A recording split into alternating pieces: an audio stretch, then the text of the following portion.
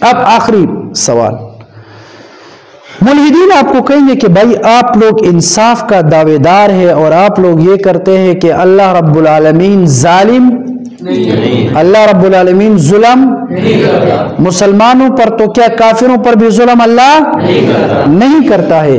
تو پھر ملحدین آپ سے پوچھیں گے کہ آپ کی جو عمر ہے وہ 60 سال ہے، آپ کی عمر، اور اس کے بدلے میں اگر آپ گناہ میں گزارو گے یا اللہ کی نافرمانی کرو گے اور یا اسی طرح اللہ رب العالمین کے وجود کا انکار کرو گے تو اس 60 سال زندگی کے بدلے میں ابدی ابدی آپ جہنم میں کیوں ہوں گے؟ انصاف کا تقاضا تو یہ تھا کہ بھائی آپ 60 سال جہنم میں گزار دیتے، سمجھ گئے؟ جی پہلی بات ہم ملحدین سے کہیں گے کہ بھائی جس طرح 60 سال زندگی کے بدلے میں اللہ رب العالمین، اگر آپ نے اللہ کی وحدانیت کا انکار کیا ہو، اگر اسی 60 سال کے بدلے میں، اسی 60 سال کے بدلے میں آپ جہنم میں جاؤ گے ابدی ابدی، اسی 60 سال کے بدلے میں آپ لوگ جنت بھی جا سکتے ہیں، اللہ کے وجود کو مان لو۔ پہلی بات جی بالکل اللہ نے تو بتایا ہے نا۔ جی ملحدین کہتے ہیں کہ بھائی یہ تو ظلم ہے کہ انسان دنیا میں 60 سال زندگی گزارے اور وہ اللہ کے وجود کا انکار کرے اور پھر وہ ابدی ابدی جہنم کے اندر ہو، یہ تو ظلم ہے۔ انصاف تو یہ تھا کہ وہ 60 سال ہی جہنم میں گزارتے اور جلتا۔ تو ہم کہتے ہیں کہ بھائی یہ تو اللہ رب العالمین نے پہلے آپ کو بتایا ہے، قرآن کے ذریعے اللہ رب العالمین نے انبیاء کے ذریعے آپ کو بتایا ہے کہ بھائی اگر آپ کفر کرو گے تو جہنم میں ابدی جلو گے۔ مثال سے سمجھاتا ہوں، اب دیکھیے ایک انسان ہے، مثال کے طور پر مالک ہے، کون ہے؟ مالک ہے۔ اب یہاں پر دوسرا بھی مالک ہے اور یہ جو ہے یہ مزدور ہے۔ اب یوں سمجھے کہ اب یہ والا جو بندہ ہے نا، اس نے گھر بنانا ہے، کیا کرنا ہے؟ گھر بنانا۔ اس گھر بنانے کے وقت اس نے کہا یہ اپنے مزدوروں سے اگر آپ میرے ساتھ کام کرو گے تو میں آپ کو 5000 دوں گا۔ یہ دوسرا والا جو ہے یہ کہتا ہے اگر کوئی میرے ساتھ کام کرے گا تو میں اس کو 500 دوں گا۔ اب ایسا ہوا کہ ایک بندے نے اس کے ساتھ کام کیا اور 5000 لے کر گیا، 3 بندوں نے یہاں پر اس کے ساتھ کام کیا اور 1500 لے کر گئے۔ اب میں آ جاؤں اور جا کر اس 500 دینے والے مالک کو گھسیٹ کر پکڑوں اور ان سے کہوں کہ بھائی آپ کیوں ظلم کرتے ہو؟ وہ دوسرا والا 5000 دیتا ہے اور آپ 500 دیتے ہو، یہ کیوں؟ آپ نے تو ان مزدوروں کے ساتھ ظلم کیا ہے۔ تو اب وہ آپ کو جواب میں کہے گا کہ بھائی میں نے مزدوروں کے پاؤں میں ہتھکڑی باندھ کر اس کو کھینچتے ہوئے لایا تھا میں کہ بھائی آپ میرے ساتھ 500 میں کام کرو۔ یہ تو مزدور کو چاہیے تھا کہ وہ 500 میں کام، وہ 5000 والے کے پاس چلے جاتے اور سمجھ گئے۔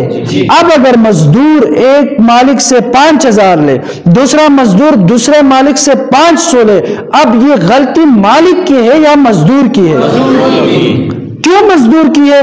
کیوں مزدور نے 500 میں کام کیا؟ وہ چاہتے تو 5000 میں بھی۔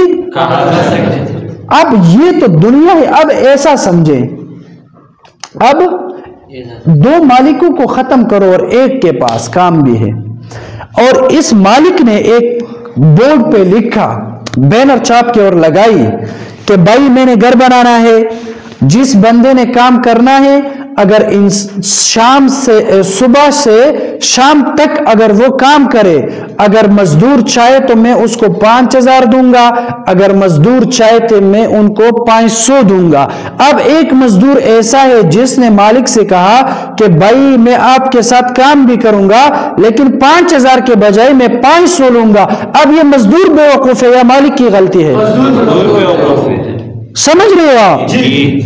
اب تو مزدور کی غلطی ہے، مالک نے تو پہلے سے ہی کہا ہے کہ بھائی اگر آپ کام کرو گے تو چاہے آپ 5,000 بھی لے سکتے ہو، چاہے آپ 500 بھی۔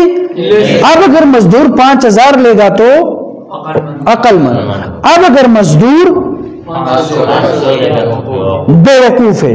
اسی طرح اللہ رب العالمین نے انسانوں کو پیغام دیا کہ آپ کی جتنی عمر دنیا میں ہے، اگر اس عمر کے بدلے میں آپ چاہو تو آپ ابدی ابدی ابدی جہنم خرید سکتے ہو، اگر آپ چاہو آپ ابدی ابدی جنت خرید سکتے ہو۔ اب یہ جنت اور جہنم کی طرف چلے جانا اور راستہ اختیار کرنا، اب اگر اس میں کوئی انسان اپنی ہوش حواس کے ساتھ، عقل مندی کے ساتھ جہنم کی طرف چلا جائے تو یہ اب اللہ رب العالمین پر اعتراض ہوگا یا یہ انسان پر اعتراض ہوگا؟ اللہ نے تو بیان فرمائے کہ بھائی آپ دونوں راستے پر قرآن میں ہے نا، وَهَدَيْنَاهُ، دونوں راستے ہیں، جس کو آپ چاہے اختیار کر سکتے ہو۔ سمجھ گئے آپ؟ قیامت کے دن تو ایسا ہوگا کہ یہ لوگ شیطان سے کہیں گے کہ اوہ لعنت ہو آپ پر کہ آپ نے ہمیں جہنم کی طرف لایا۔ شیطان بھی کہے کہ بھائی میں نے آپ کے ہاتھ پاؤں میں زنجیریں باندھی تھی، آپ کو میں نے کھینچ کے لایا ہوں یا جہنم میں نے تو صرف آپ کے دل میں وسوسے ڈالے تھے، اور وہ وسوسے بھی ایسے جس پر آپ قابو پا سکتے تھے۔ ابھی اللہ رب العالمین